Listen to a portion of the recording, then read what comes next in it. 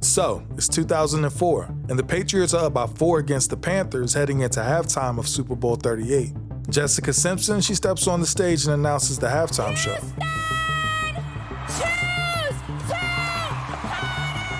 Which, in hindsight, featured an interesting cast of characters, from Kid Rock to P. Diddy, and of course, the headliner, Janet Jackson. In the final moments of the show, Justin Timberlake joined Janet Jackson on stage to perform his hit single, Rock Your Body.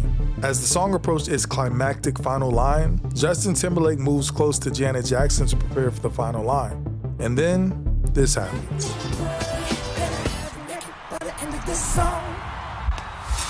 In a split second, Janet was exposed to an audience of millions. That fleeting moment, less than a second long, set off a chain reaction that reshaped not only the careers of Janet Jackson and Justin Timberlake, but also the Super Bowl halftime show and the NFL forever. Welcome to the show. Now that's almost malfunctioning, isn't it?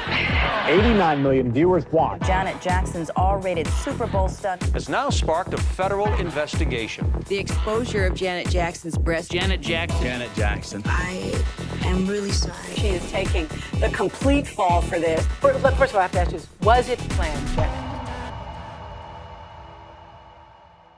Guys, Super Bowl 59 is literally right around the corner, and it's the perfect time to get in on the action. So, I've teamed up with DraftKings Sportsbook, an official partner of the NFL, to bring you an offer you don't want to miss. Right now, new customers can bet just $5 and instantly get $200 in bonus bets. That's right. Place your $5 wager, and you'll have $200 in bonus bets to make every game that more exciting. So check it out. Here's how you can get in on the action. Download the DraftKings Sportsbook app today, sign up, and make sure you use my promo code ANOTHERSPORTS. With those bonus bets, you can explore same-game parlays, live betting, and so much more. And if sports betting is not yet available in your state, no worries. You can still join in on all the fun with DraftKings Daily Fantasy and have the shot to win cash prizes. So don't wait. Get your $200 in bonus bets instantly by betting just $5. And make sure you use promo code ANOTHERSPORTS when you sign up. Download the app now and join the excitement with DraftKings Sportsbook, where the crown is yours. Okay, let's rewind. Because to understand why this moment became such a cultural lightning rod, we need to look at the history of the Super Bowl halftime show. Before the 1990s, these performances were uninspired. Think marching bands and forgettable themed medleys, that kind of stuff.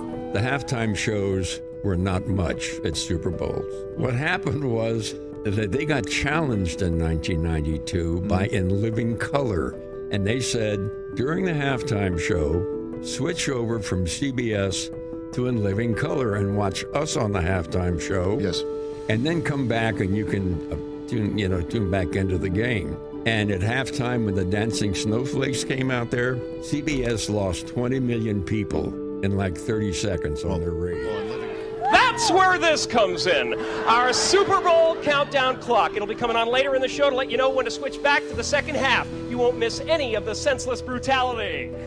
CBS said, and the networks all said, the NFL said, we can't put fluff in a Super Bowl halftime show. Mm-hmm. We need something that's going to grab people and keep their attention.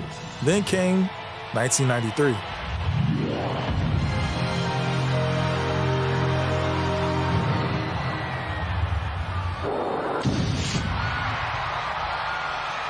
Michael Jackson, the king of pop, delivered a performance that changed literally everything.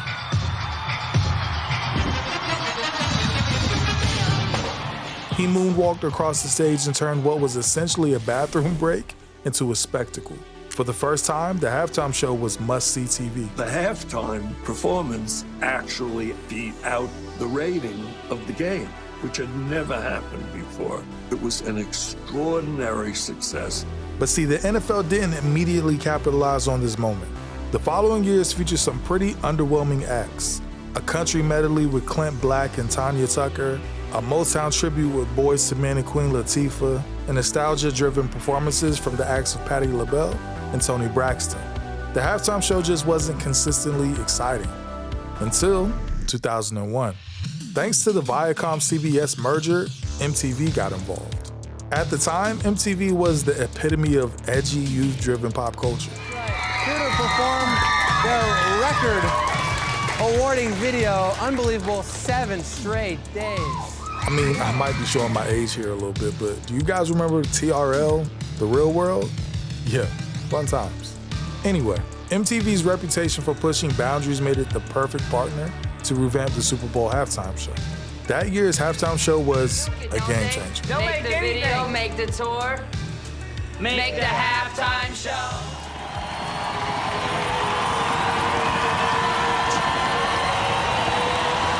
Hey, hey. Bye, bye, bye. Aerosmith, Britney Spears, Mary J. Blige, Nelly, and NSYNC all on one stage. It was chaotic. It was fun, and it worked. From that point on, the halftime show became a platform for the biggest names in pop culture. When CBS was given the rights to host another Super Bowl, Super Bowl 38 in 2004, they turned to MTV again. This time, they chose to go with, well... My guest today is one of the most beautiful and talented artists in the music world. She continues to set the mark, which other pop stars are simply measured by. We're delighted to have her. Please welcome Janet Jackson. Gentlemen, Janet Jackson. Janet Jackson. Janet Jackson. Janet was a global superstar with decades of hits. With MTV becoming even more edgier than before, Janet, she seemed like the safe bet. Specifically, can you get into that? Any surprises? There's a special guest. Can't tell you who. Really? Yeah, there's a special guest. You can't give us a clue or anything? But as we know now, things didn't go as planned. Tonight, there is fallout from the fallout. We have a report of a secret rehearsal, and we know where the singer is now. See, here's the thing. What happened on the stage wasn't entirely unplanned. During rehearsals, there was an idea to have Justin remove part of Janet's costume, revealing a red bustier underneath. Now, I was under the impression that what was going to be revealed in the costume reveal was a red brassiere, a bustier, forgive me. And, got in, didn't really have time to rehearse it, got to the field, went on stage, was in the moment, and... It was risque, but was thought to still be within the boundaries of live TV. However, the plan was reportedly scrapped due to a list of change requests by execs. For example, another change request was not to have Kid Rock wear the American flag, as some may have felt it was disrespectful. Yeah, he still wore it. But getting back to Janet, somewhere between rehearsals and the live performance, things changed. Adding to the intrigue, right before the performance in Houston, Janet, Justin, and her stylist had a brief private meeting with just the three of them, due to Justin not being able to make the final rehearsal due to previous engagements. Some believe this is where the last-minute decision was made to alter the show. Janet would later confirm that they did agree to make a change without informing anyone else. However, she insisted that what happened on that stage was not what they had intended. First of all, I have to ask you, was it planned, Janet? No. It was not planned. Well, what people don't understand is he was to take and rip the piece off that he did. The leather piece. Right, but more came off than what was supposed to. So he was supposed to pull that off and we just see the red there. Ultimately, we'll never really know the full truth about what happened. Only the three people in that room will. The wardrobe malfunction, as it would come to be known as, lasted less than a second, but it was long enough to cause an uproar. Janet's spokesperson said Justin was supposed to reveal her red bra, nothing more. Both stars called it a wardrobe malfunction. During the game, Justin seemed to forget about the controversy and was seen smooching with Cameron Diaz in the stand. This literally was like the first viral moment. Before going viral was like even a thing. Janet Jackson literally became the most searched person and term of 2004 and 2005, and it broke the record for most searched event over one day. Even the co-founder of YouTube has said that the Super Bowl incident was one of the two major events in 2004 that sparked his interest in creating a video sharing platform. But despite the virality of the moment, it turned negative instantly. CBS received over 500,000 complaints, and the FCC, or Federal Communications Commission, launched an investigation. Let me just say that everyone at Viacom and everyone at CBS and everyone at MTV was shocked and appalled and embarrassed by what transpired.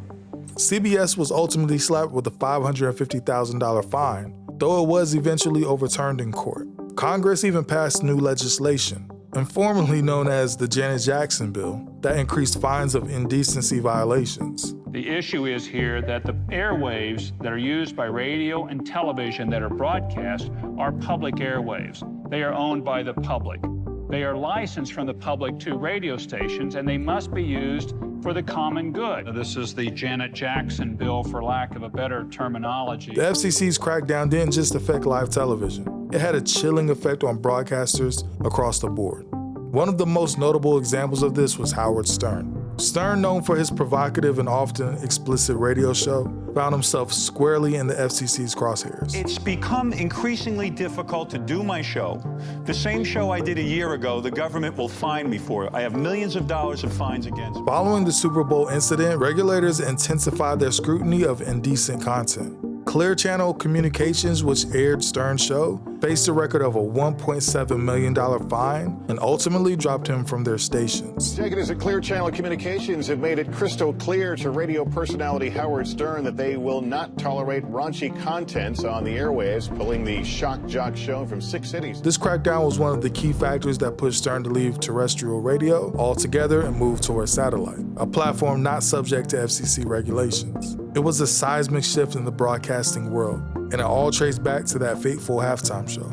Meanwhile, Les Moonves, the CEO of CBS, took the incident personally. He demanded public apologies from both Justin and Janet. Justin, he complied, apologizing both privately and during the Grammy Awards. Listen, I know it's been a rough week on everybody, and what occurred was unintentional, completely regrettable, and I apologize if you guys were offended. Janet, however, refused to issue a personal apology to Moonves. That decision came with consequences.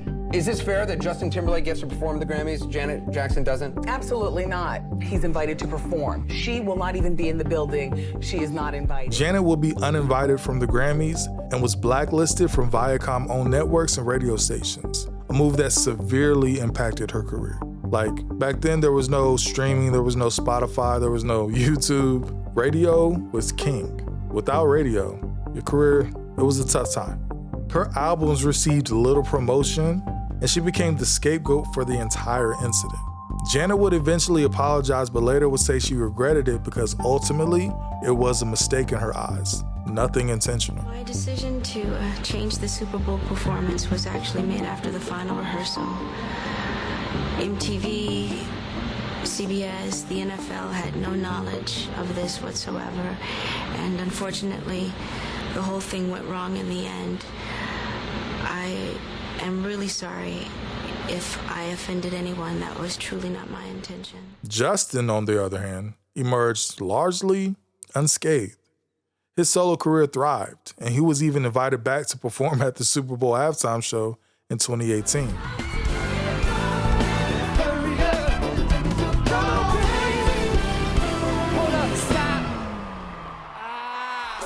The stark difference in how Janet and Justin were treated sparked debates about gender, race, and double standards in the entertainment industry and society in general. Because let's be honest, Janet Jackson, she wasn't the one who ripped the clothing off, was she?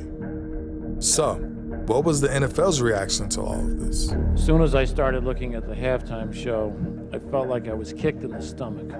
We certainly did not, in the end, retain or assert sufficient control over the final character, content, lyrics, choreography, and other critical elements of the show, and for that we take responsibility. Well, the NFL was desperate to avoid another controversy. Their solution? Play it safe. So, for the next several years, the league booked classic rock and nostalgia acts. Paul McCartney, the Rolling Stones, Prince, Tom Petty, Bruce Springsteen. These performances, some were solid, but the majority of them lacked the excitement and cultural relevance of the current era of music. It wasn't until recently the halftime show returned to its pop roots. Thanks in part to Jay-Z's involvement in curating performances, we've seen artists like Beyonce, Shakira, The Weeknd, and Rihanna bring the halftime show back into the cultural zeitgeist. But even today, the 2004 halftime show impact can still be felt. I guess looking back, the wardrobe malfunction was about more than just a split-second mishap. It became a flashpoint for broader conversations about media, morality, and power dynamics. The incident also exposed behind-the-scenes power plays of figures like Les Moonves, who later resigned from CBS CEO amid allegations of sexual misconduct.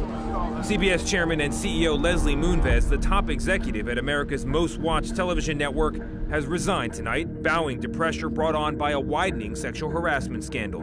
The number of women now publicly accusing Moonves of sexual misconduct has doubled to 12, according to a new report by the New Yorker magazine, detailing 6 previously unreported incidents, which allegedly took place between the 1980s and early 2000s. The irony in that is, I don't have to say.